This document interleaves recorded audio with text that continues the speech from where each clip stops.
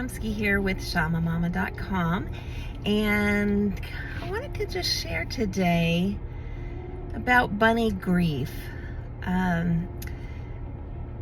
My husband and I have kept bunnies for, I don't like that. We have hosted bunnies for over 30 years, and we've raised them both inside and outside. The best combination is both, just like a kitty can go inside and outside. We've raised them in that way so they have that freedom, and they're easy to potty train, and they've just been really cool. Over all the years we've had a number of rabbits, and they all have such different personalities and characteristics and triggers. Certain things trigger them. Some are more aggressive, some are more shy. It's just really interesting. But they're all very, very sweet. And bunnies are very much like elephants in the way that they are pack animals. They need to be in community. They are communal animals, so they don't do well when they're alone.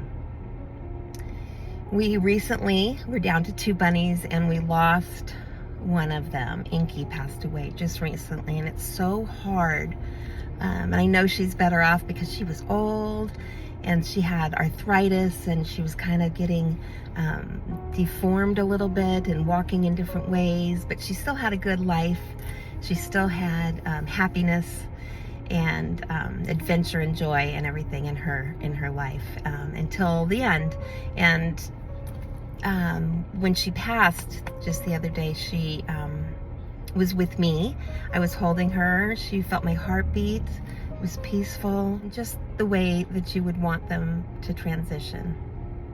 But my heart still really, really hurts. And Lola, her partner, is out there laying on top of her grave, on top of Inky's grave, and she's really sad, and it's really, really, really sad to see that. So they don't do well when they're alone. So we adopted 3 bunnies today, and it's a mama and 2 babies, and they're going to be Lola's new pack.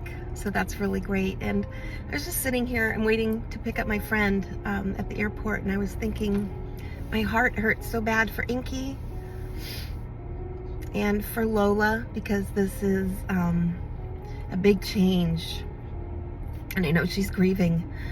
But what a blessing to be able to make an adoption that keeps a mama with their babies. Gosh, we're gonna have 4 female bunnies in the yard now. And again, right now they're being trained so that they know that they have the whole yard to themselves. They know that they have the whole house to themselves. So we'll see what they decide to do, especially the little ones. They're so little and tiny. But it's hard sometimes being a bunny lover, a bunny hoster, a bunny parent, because you don't always feel ready right when you have that loss to then turn right around and make that adoption. And there's something very shocking, emotionally shocking about it. It was not an easy transition for me anyway, personally. It hurts my heart, hurts my soul, but it also makes my heart grow and my soul is brighter. And because of it's such a deep light and shadow type of situation, it's hard and beautiful. So that's what I wanted to share, the yin and the yang of the bunny life, the coming in and the going out. And my desire is to always have that be as peaceful as possible. That's our goal, and to have their life be as beautiful and peaceful as possible.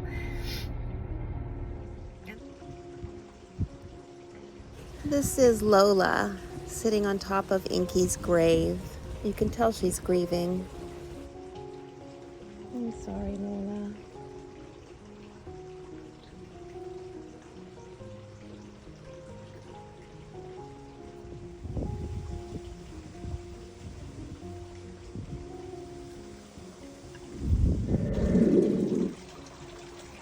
have the new bunnies sitting in their cage here. And that's Lola. Hey, Lola. This is a good way for them to kind of get acclimated. But so far, so good. The babies are enjoying the grass right away. Like, woohoo, yeah. And they've been inside too. We spent some time in there and feeling very comfortable as well. Is that your cage?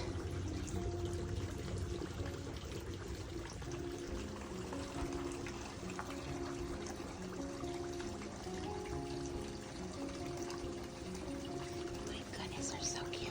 Here goes Lola. What do you think, buddy?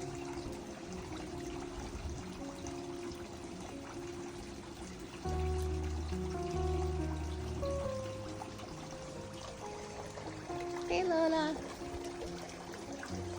It's your new family, sweetie pie. You got buddies, so you're not going to be alone.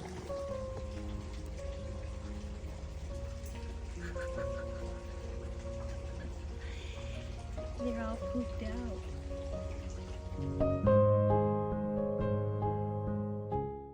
You might be wondering why we have the bunnies in the bathtub. Well, it's because we are bonding them. By putting them together into an unusual situation puts them into a little bit of stress, and they're like, I don't know what this is, and they gather together instinctively, and they bond that way because they've gone through this experience. So when we take them out of the bathtub, they shouldn't fight because typically they can be territorial when they first meet each other. So here's Daisy and Lola being on the same side of the fence for the first time, and they are kind of playing aggressively but not hurting one another, so this is great. Good job, guys.